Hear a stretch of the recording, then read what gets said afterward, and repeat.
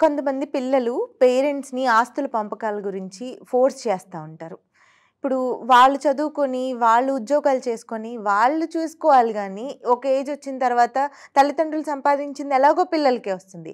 ఈలోపే ఎందుకు ఫోర్స్ చేస్తున్నారు? ఒకవేళ పేరెంట్స్ వైపు నుంచి చూస్తే, వాళ్ళు ఏ టైంలో ఆస్తులు పిల్లలకి పంచితే మంచిదంటారు? అది ఇండివిడ్యువల్ ఒపీనియన్, ఇండివిడ్యువల్ సిట్యుయేషన్ బట్టి ఉంటుంది రూప.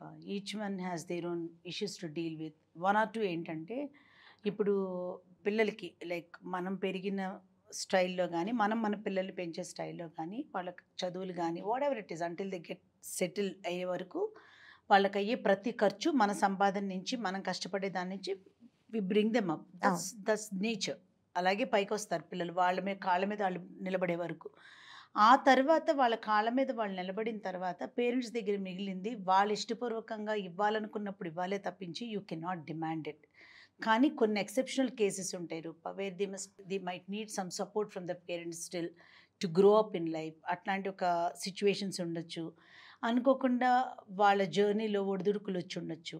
ఇక్కడ ఇప్పుడు పేరెంట్స్ దగ్గర ఉన్నది కొంచెం సపోర్ట్ చేస్తే వాళ్ళు ఆ కష్టాల నుంచి హ్మ్. బయటపడాల్సిన అవసరం ఉండుండొచ్చు. లేదా వాళ్ళ పిల్లల చదువులకు కానీ, రేపు ఇల్లు కొనుక్కోవాలంటే గానీ, కొన్ని జెన్యూన్ రీజన్స్ ఉన్నప్పుడు లేదా ఇద్దరు, ముగ్గురు పిల్లలున్నప్పుడు వాళ్ళు ఒకేలా వాటెవర్ మైట్ బి చూడకపోయినా. The reason. నీ ఎగ్జిస్టింగ్ లైఫ్‌లో ఒడిదుడుకులున్నయి. ఈ తల్లిదండ్రులు దగ్గర ఉన్నది ఏదన్నా కొంత, అంతా కాదు కొంత. మనకి ఇస్తే అది మనకెప్పుడో ఇచ్చే బదులు ఇప్పుడిస్తే, దానివల్ల మనకొక ఉపయోగం ఉంటుంది అని అనుకున్నప్పుడు, ఆ situation as it is parents దగ్గరికెళ్ళి పిల్లలు ఎక్స్‌ప్లెయిన్ చేసి, 1 to 1 మీడియేషన్ ఉండకూడదు రూప. ఎప్పుడు one thing Rupa, though it's immaterial now I want to say one thing between wife and husband, between wife and like అత్తగారు, మామగారు and husband and that side అత్తగారు, మామగారు and children with the parents. You should never have mediation. You should always be 1 to 1. ఈ relationship కాదు, ఏదైనా సరే 1 to 1 మాట్లాడాలి. అవతలాలు తలతెక్కగా మాట్లాడితే అప్పుడు వేరే గానీ, ఎప్పుడు కూడా మన మనసులో ఉన్నది మనం కన్వే చేస్తే అవతల వాళ్ళు తీసుకునేది, వాళ్ళకున్న డౌట్ ఎగ్జిబిట్ చేసినప్పుడు మనకు మనంగా ఒక ఆన్సర్ ఇచ్చేది, ఒక కాన్వర్జేషన్, ఒక డిస్కషన్ ఉంటే దానికొక ఫ్రూట్‌ఫుల్‌గా ఒక సొల్యూషన్ వస్తుంది. So, they have to go talk to the parents. ఇది పరిస్థితి, ఇది పరిస్థితి, ఇది పరిస్థితి అన్నప్పుడు వాళ్ళు చెప్పేది కూడా విని, వాళ్ళు చెప్పిన దాన్ని కూడా మనం పాజిటివ్‌గా తీసుకొని, దెన్ మ్యూచువల్‌గా వాళ్ళు డిసైడ్ చేసుకొని ఏదైనా చేస్తేనే తప్ప, no one has the right to ask the parents to divide and give. దానికొక ఏజ్ ఉండదు రూప.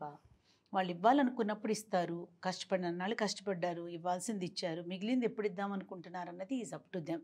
హుహు. కానీ కొందరు పేరెంట్స్ పార్షియల్‌గా బిహేవ్ చేయటం, కొందరు పేరెంట్స్ ఎవరి కోసం వాళ్ళు అన్నట్టు రకరకాల మనుషులుంటారు గదా రూప. అట్లాంటి ఆళ్ళ గురించి I don't want to get into the subject గానీ, to your question to say straight,